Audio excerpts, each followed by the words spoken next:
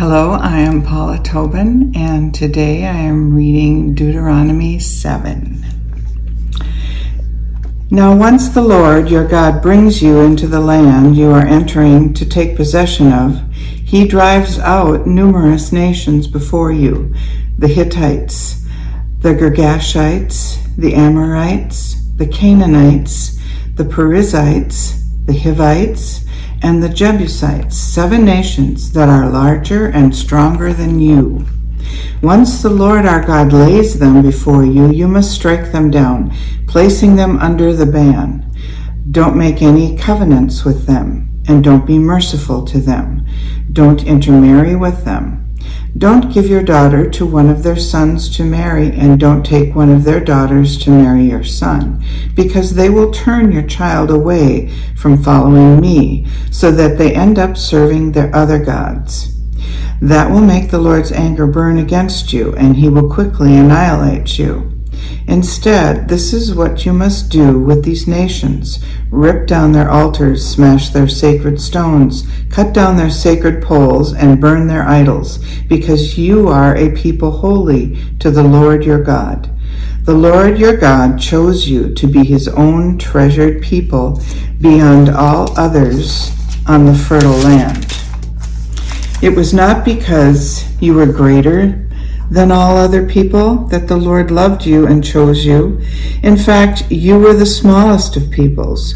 No, it is because the Lord loved you and because he kept the solemn pledge he swore to your ancestors that the Lord brought you out with a strong hand and saved you from the house of slavery, from the power of Pharaoh, Egypt's king.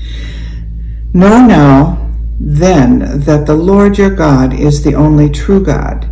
He is the faithful God who keeps the covenant and proves loyal to everyone who loves him and keeps his commands, even to the 1000th generation. He is the God who personally repays anyone who hates him, ultimately destroying that kind of person. The Lord does not waste time with anyone who hates him. He repays them with personally.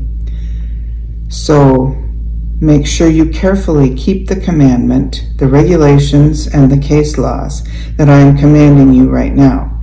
If you listen to these case laws, follow them carefully, the Lord your God will keep the covenant and display the loyalty that he promised your ancestors.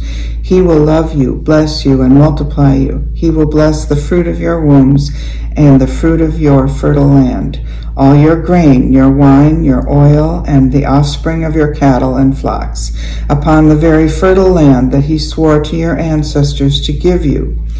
You will be more blessed than any other group of people. No one will be sterile or infertile, not among you or your animals. The Lord will remove all sickness from you. As for all those dreadful Egyptian diseases you experience, the Lord won't put them on you, but will inflict them on all who hate you. You will destroy all the peoples that the Lord your God is handing over to you. Show them no pity and don't serve their gods, because that would be a trap for you. If you happen to think to yourself, these nations are greater than we are, how can we possibly possess their land? Don't be afraid of them. Remember instead what the Lord your God did to Pharaoh and all Egypt, the great trials that you saw with your own eyes, the signs and wonders, and the strong hand and outstretched arm of the Lord your God will use to rescue you. That's what the Lord your God will do to any people who you fear. The Lord your God will send terror on them until even the survivors and those hiding from you are destroyed.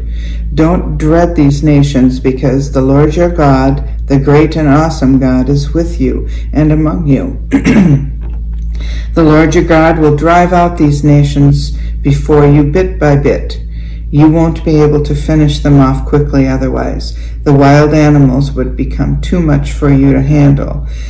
The Lord your God will lay these nations before you, throwing them into a huge panic until they are destroyed. He will hand their kings over to you, and you will wipe their names out from under the skies. No one will be able to stand before you. You will crush them. Burn the images of their gods. Don't desire the silver or gold that is on them and take it for yourself, or you will be trapped by it. That is detestable to the Lord your God. Don't bring any detestable thing into your house, or you will be placed under the ban too, just like it is. You must utterly detest these things, despising them and completely because they are under the ban.